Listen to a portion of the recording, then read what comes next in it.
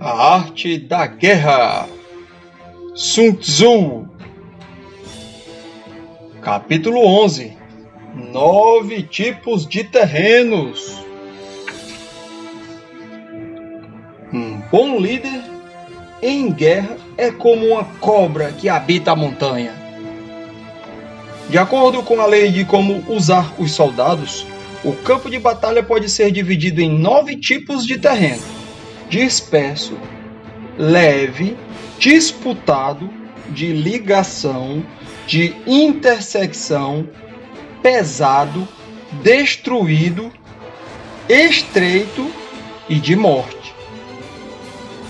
Número 1. Terreno disperso. Quando lutamos com o inimigo em nosso próprio território, a essa área chamamos de terreno disperso, pois ela tende a debandar nossas forças justamente pela familiaridade que impere. Número 2. Terreno leve. Quando ainda não adentramos o suficiente, chamamos de terreno leve o caminho pelo campo inimigo, pois ele tende a desprender nossas forças pela proximidade com a área de origem. Número 3. Terreno disputado. Quando primeiramente ocupamos o terreno onde há vantagens para as nossas forças e o inimigo ocupa aquele que é vantajoso para ele, chamamos de terreno disputado. Número 4. Terreno de ligação. A área para onde nosso exército pode ir e de onde o inimigo pode vir, chamamos de terreno de ligação. Número 5. Terreno de intersecção. As áreas-chave onde se encontram os territórios, chamamos de terreno de intersecção. Número 6. Terreno pesado. Quando já entramos na área profunda do inimigo, transcendendo várias cidades e áreas inimigas, chamamos de terreno pesado. Número 7. Terreno destruído, onde há floresta, obstáculos e caminhos mais difíceis para a marcha, chamamos de terreno destruído. Número 8. Terreno estreito, quando a estrada é estreita e a saída é distante, sendo possível que um pequeno exército do inimigo consiga derrotar nossa tropa ao encher a área de soldados, chamamos de terreno estreito. Número 9. Terreno de morte. Quando a luta veloz nos dá a chance de sobreviver, mas a luta lenta pode destruir a área, chamamos de terreno de morte. Quanto aos terrenos, não adianta lutar no terreno disperso. No terreno leve, não se deve ficar. No terreno pesado, a luta deve ter como objetivo a captura. Caso contrário, não se deve forçar o confronto. No terreno de ligação, deve-se manter conexão com a organização da tropa, usando a defesa para que o inimigo não atrapalhe. No terreno de intersecção, é onde se mantém relações com os países vizinhos. No terreno pesado, deve-se aproveitar o material, abastecendo as tropas com provisões. Pelo terreno estreito, deve-se passar rápido, para não ficar preso em seus truques. No terreno de morte, deve-se lutar como se não houvesse amanhã, para conseguir sobreviver. O bom general intercepta as tropas inimigas. Quando o inimigo se dispersa, um bom líder sabe fazer com que ele não se una novamente. Os soldados inimigos, ao não conseguirem se reunir, entram em colapso. Questiono: se a tropa do inimigo estiver perfeita e quiser nos atacar, o que podemos fazer? Respondo: é preciso obter a chave principal do inimigo, obrigando-o a ceder à nossa indução. A chave está na velocidade, em deixar o inimigo surpreso, avançar por um caminho que ele não consegue imaginar e derrotá-lo quando estiver desatento. O princípio, ao enfrentar os inimigos, é encontrar uma maneira de se manter concentrado e assim fazer com que a tropa do inimigo não vença. Deve-se obter comidas num lugar rico em alimentos, deixando os soldados cheios de energia e nutridos. Deve-se ficar atento à força física dos soldados, não deixá-los fatigarem-se, proporcionando o acúmulo de força. Ao implantar a tropa, deve-se ter planos inteligentes, fazendo com que o inimigo não consiga especular as reais táticas. Se não houver saída, seus soldados vão lutar o máximo que conseguirem, pois a outra opção será a morte. Diante de situações sem saída, o exército ficará alerta. Não esperará a recompensa e usará todos os seus esforços sem restrição. Se for possível ajudar o próximo, não aguardará a ordem e saberá cumprir as regras e manter a disciplina.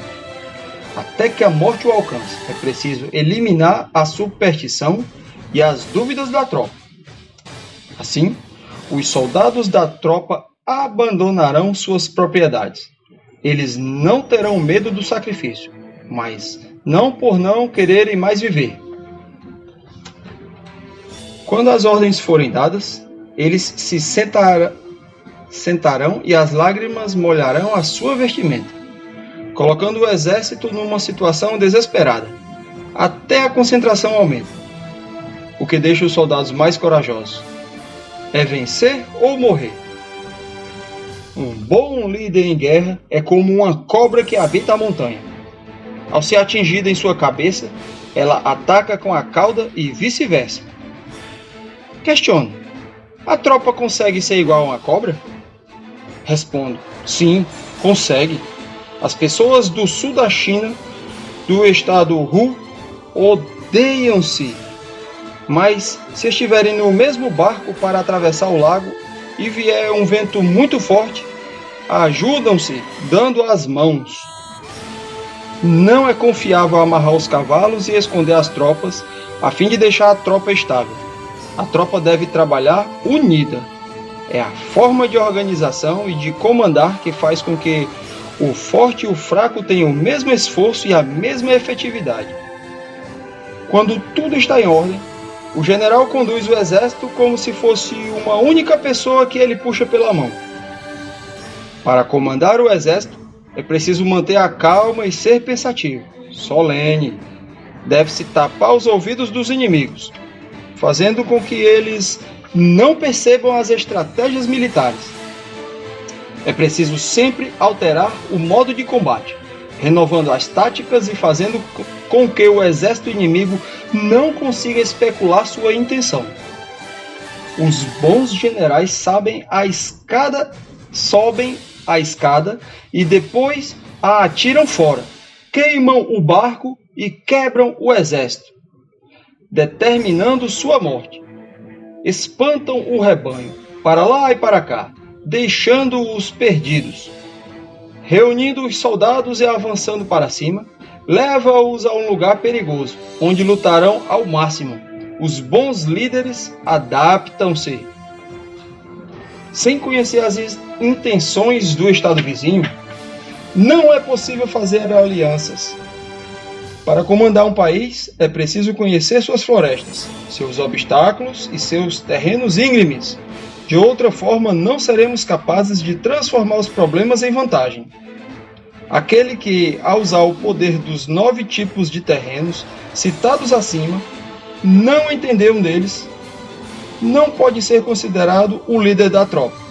O líder da tropa usa diferentes táticas, dificultando a mobilização do inimigo. O poder é sobre a cabeça do outros. Nas relações com o estado vizinho, não é necessário brigar para se sobrepor. Basta utilizar seu poder contra os inimigos, tirando-lhes as cidades, destruindo outros países. Assim, seu vizinho conhecerá sua força. Implemente suas recompensas. Quebre a ordem convencional. Comande o exército todo como se fosse uma só pessoa. Dirija os soldados ao cumprimento das tarefas, mas não conte a eles sua intenção. e sim a parte que lhes interessa. Coloque-os em risco e eles lutarão pela vida. Comandar para guerrear significa fingir concordar com o inimigo. Se o inimigo quer avançar, incite-o a fazê-lo. Se ele quiser recuar, deixe-o levar adiante sua intenção. Com essa estratégia, torna-se possível capturar o inimigo. Ao aceitar o comando, deve-se bloquear a saída, destruir os registros oficiais e interromper a ida e vinda de emissários. Seja firme diante dos conselheiros e controle a situação. Quando perceber o inimigo em desatenção, avance. Primeiramente, avance sobre o que o inimigo ama e domine o tempo de chegada dele. Siga o plano, caso ocorra alguma divergência. Altere até o plano voltar a ser estável, e assim sucessivamente até a vitória. Por isso, antes da guerra começar, comporte-se como uma virgem silenciosa, o que faz com que o inimigo fique no estado relaxado. Assim que começar o ataque, haja com a velocidade de um coelho, não dando tempo para o inimigo resistir ou atacá-lo. Agradeço. Tchau, tchau.